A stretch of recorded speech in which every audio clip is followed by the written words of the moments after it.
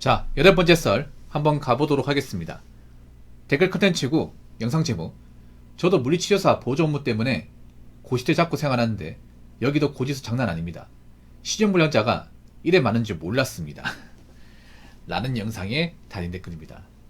아마 이분 보니까 고시텔이면 지방은 아닌 것 같고 아마 서울 쪽에 많이 있겠죠. 서울 쪽에. 네. 고시텔이 그런 거죠. 약간 원룸과 고시원의 중간 단계? 그러니까 이제 고시원 너무 작잖아요. 좁고. 근데 그 고시원보다 좀 넓게 만든 거죠. 원룸보다는 좀 작지만 그래도 이제 고시원, 일반적인 고시원 좀 넓고 좀 샤워도 할 수 있고 좀 기거할 수 있는 그런 곳. 보통 이 고시텔은 서울이나 수도권에 많이 있을 거예요. 아무래도 이제 지방에서 상경하시는 분들이 많다 보니까.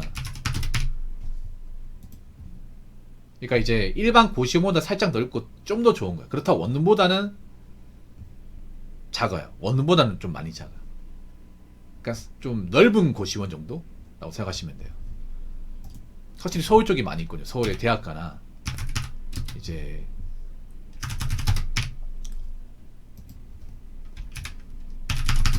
저기 이제 번화가에 많이 있네요.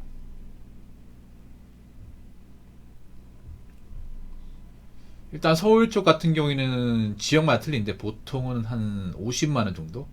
한 45에서 50만원 정도 하네요. 네. 근데 보통은 이런 좀 월세가 싸고 좁은 집에 사는 사람일수록 보통 직업적인 수준이나 경제 여건이 많이 안 좋아요. 보통 주거 경쟁이 가장 안 좋은 데가 어디겠어요? 고시원이죠, 고시원. 그 원룸 사람들보다 더 안 좋은 분들이 고시원에 많이 살아요. 근데 웃긴 게 뭐냐 하면 이제는 고시원이라는 이름을 좀 바꿔야 되지 않나? 원래 고시원은 과거에 사법고시나 행정고시 준비하신 분들이 집에서 왔다 갔다 하면 시간 걸리니까 시험 치기 직전까지 그냥 거기서 머리 싸매고 공부만 하기 위해서, 공부만 하고 먹고 자고 하기 위해서 만든 구간이 고시원이거든요.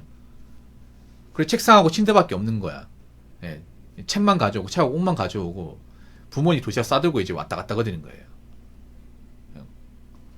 그게 과거의 고시원이거든요. 그래서 고시를 준비한 사람들만 살았던 곳이에요. 예. 대표적으로 이제 저기 고시원 유명한 게 신림동 아니에요, 신림동. 예, 서울대학교 있는데. 근데 지금은 웃기게 뭐냐면 그 고시원에 고시를 준비한 사람인데 안 살아요, 이게. 예. 고시하고 전혀 상관도 없는 사람이 산다니까? 지금 고시원에 가장 많이 사는 분들이 누구냐면 일용직 노동자, 일용직 노동자. 아니, 외국인 노동자. 이런 사람들이 많이 삽니다. 아니, 고시하고는 단 1도 상관없는 사람들. 막상 고시원에 살면요, 고시를 준비할 분위기가 안 생깁니다, 이게. 자, 고시원에 살아본 건 아니지만, 고시원에 몇 번 놀러 가본 적은 있습니다. 고시원. 여러분 혹시 고시원 살아보신 분도 있습니까? 아니면 고시원에 놀러 가본 적 있어요? 저는 예전에 이제 경찰 시험 준비할 때 같이 준비한 친구가 있었고, 그 친구는 지금 붙어가지고 이제 현직 일하고 있는데, 그 친구가 이제 저기 경북대 근처에 그 고시원에 살았는데, 혼자 있으면 심심하다고 한번 와가지고 좀 놀러 가라는 거예요. 그래서 밤 시간대, 낮에는 못 오니까 밤 시간대 몰래 갔었거든요, 이게. 가고 나서 나는 굉장히 좀 충격받았습니다. 어떤 충격받았냐. 이게 우리가 유튜브나 네이버 이미지로 보는 거하고 실제 눈으로 보는 거하고 차이가 너무 심해, 이게. 일단 고시원 가면 있잖아요. 딱 입구 들어가는 순간 뭔가 마음이 억압된 분위기가 나옵니다, 이게. 예. 일단 굉장히 좁아요. 고시원의 특징이 뭐냐 하면 일단 통로가 너무 좁습니다. 왜냐하면 그 층 안에 최대한 많은 방을 만들기 때문에 통로가 딱 사람 한 명 지나다니면 끝이에요. 그리고 그 친구가 기억나는 게 뭐냐면 그 고시원 2층이었거든요. 고시원 입구 쪽에서 얘기하는 게, 야, 여기 지금 밤 시간대기 때문에 이 발바닥 들이고 걸으면 안 되거든. 그러니까 같이 발 들고 걸어야 돼.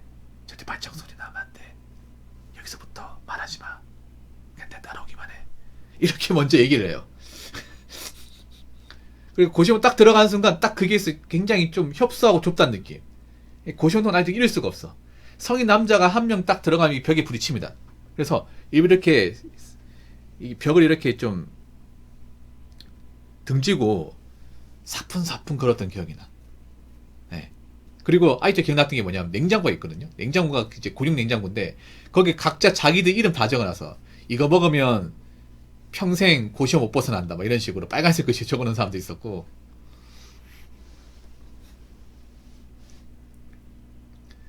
이거 가져가면 경찰 공무원 안 된다 뭐 이런 식으로 막 이렇게 적어놓은 것도 있더라고요. 예. 막 그러니까 음료수나 이제 반찬 같은 거 자기 이름 다 적어놨어. 자기 이름이나 자기 호수 다 적어놨어요. 워낙에 도둑 많으니까. 그러니까 그 냉장고 안에 각자 주인이 다 다른 거야 이게. 예. 그래서 냉장고 딱 보여주고 그 방에 들어갔어요. 방에 들어갔는데 엄청 좁았어요 이게. 엄청 좁고 그 친구가 있는 곳은 창문이 없는 고시원이었는데 굉장히 좀 뭔가 억압받는 느낌? 그게 있었습니다. 도저히 공부할 수 없었습니다. 도저히 그 안에 공부가 안 됩니다. 왜냐하면 책상이 있긴 하지만 공부할 수 있는 책상이라는 게 너무 작아요. 너무 작습니다. 너무 작고 좁아요 이게. 침대가 바로 옆에 있다 보니까 엄청 걸거칩니다 이게. 예. 그냥 고시원에 딱 들어오면 누워서 있는 거 말고는 할 수 있는 게 없습니다. 예. 그리고 굉장히 게을러져 이게. 사람이 활동량이 적어지다 보니까 나태해지는 것 같아요 이게. 예. 이게 고시원 안에서 절대 부지런하게 살 수가 없어요. 왜냐면 부지런하게 살려면 공간이 있어야 되고 움직여야 되는데 움직거리면 소리 나잖아. 예. 소리 나거든요 이게. 그러다 보니까 소리 나면 또 옆방에서 바로 소리 나거든요 이게. 예, 진짜로.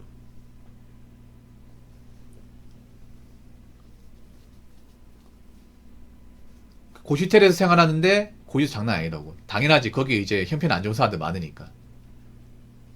신분증 많겠지 이게. 근데 신분증인지 아닌지 어떻게 확인하는지 아세요? 신분증인지 아닌지. 우편안 보면 이제 우편안 보면 그렇게 나와 있어요. 그 우편안 보면 이제 그 고려 신용정보, 지방법원 이거 있으면 신분증. 땡땡 신용정보 이거 우편 있으면 100%다. 지방법원 이것도 그럴 가능성이 높아요. 법원 그 로고 있죠. 동그라미 로고 그 박혀있다. 아니면 이제 뭐 신용정보사라 딱 이제 좌측 상당히 딱 박혀있어요. 왜냐하면 우편을 넣어도 이게 머리가 삐져나오잖아 여러분. 우편을 넣어도 뭐 1호 봉투 같은 크잖아. 1호 봉투 넣으면 다 안 들어가잖아. 여러분 우편안 보시면 아시겠지만 일부러 그 우체국 아저씨들이 통에 완전히 넣는 게 아니라 일부러 머리만 딱 이렇게 나오게 해요. 확인할 수 있도록. 그러면 우리가 안 보려고 해 다 볼 수 있단 말이야. 맞잖아요. 그럼 딱 보면 이제 뭐 서울지방법원, 대구지방법원, IBK 신용정보, 고려 신용정보, 아니면 땡땡캐피탈.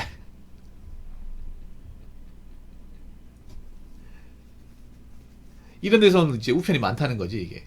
요즘에 뭐 고시원뿐만 아니라 원룸에도 많이 있어요. 원룸 같은 데도 보면 모든 집이 다 그런 건 아닌데 이제 지나가다 이제 한 집에 보면 이제 우편함이 많이 쌓인 거지 이게.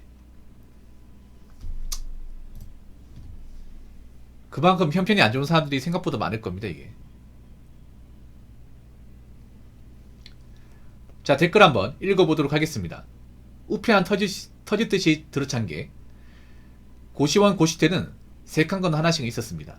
굳이 뒤져보지는 않더라도 신용정보회사 봉투는 무조건 보입니다. 연체가 길어지면 공과금 부문도 신용정보회사에 넘겨버립니다. 그래서 연체자 우편안 보면 신용정보회사 명의의 봉투는 무조건 보입니다. 예, 보여요 여러분. 예. 땡땡 신용정보. 그 신용정보회사가 어떤 걸 하는 거예요? 그러니까 이제 어떤 채무나 그 카드비 못 갚는 사람들이죠. 그 못 갚는 사람들을 따로 관리해서 그 사람들이 대신 이제 추심을 해서 돈을 받게 한 역할을 하는 거예요. 돈을 받게 한 역할. 예. 보통 일반 카드사에도 돈을 안 주면 신용정보회사 넘겨버리죠. 그분들이 이제 명단을 관리해서 계속적으로 추심을 하죠.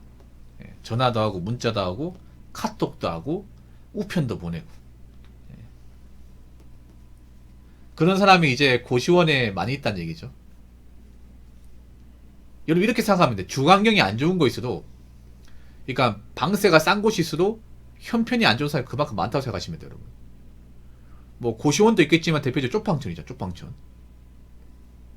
쪽방촌도 대체로 이제 형편이 안 좋은 분들, 좀 수입이 넉넉치 못하다거나 이제 벌이가 이제 안 좋은 분들, 그런 분들이 많이 살아요, 이게. 그런 분이 살면서 이제 뭐 대출을 받았는데 못 갚다 보니까 이제 그런 신용정보회사, 예, 그 우편이 이제 날라오는 거죠. 요즘 젊은 사람들이 많이 사는 뭐 고시텔, 원룸, 오피스텔에도 이런 그 신용정보회사 우편이 많습니다. 예.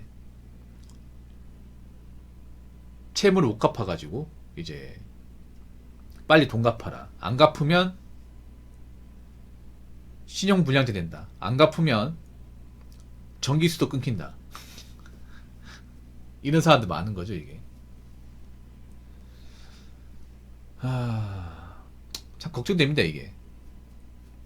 아니, 혼자 살면서 그렇게 못 낼 것 같으면 부모님한테 얘기해서 도와달라고 하든가 아니면 본가 내려가든가 그래야 될 거 아니야. 지금 서울에 살고 있는 사람들 중에서도 이런 사람도 있을 겁니다. 그 능력에 맞지 않게 돈을 좀 많이 썼다가 돈을 못 갚아가지고 신용정보회사 이렇게 우편 계속 이제 자기 사는데 계속 꼽혀 있고 이게 계속 쌓여 있고 계속 압박받고 사는 분도 있을 겁니다. 이게. 특히나 요즘 젊은 사람들은 그런 금융교육에 대한 개념이 없거든요. 돈을 왜 모아야 되는지, 돈이 왜 필요한지, 왜 열심히 살아야 되는지, 왜 돈을 함부로 쓰면 안 되는지에 대한 개념이 없어요. 요즘에 젊은 사람들 중에 그런 경제교육을 받은 사람 누가 있겠습니까? 한 명도 없지, 이게. 그러다 보니까 돈을 버는 쪽에 쓰는 사람들이 많아. 근데 돈을 버는 쪽에 쓰는데 그 씀씀이들이 제대로 통제하지 못해가지고 뭐 신용카드 손대게 되고 신용카드 손을 떼가지고 돈을 썼는데 이걸 갚지 못해서 이제 신용정보회사에 어떤 추심을 받고 있는 사람들, 그런 사람들이 점점 늘 것 같습니다. 점점.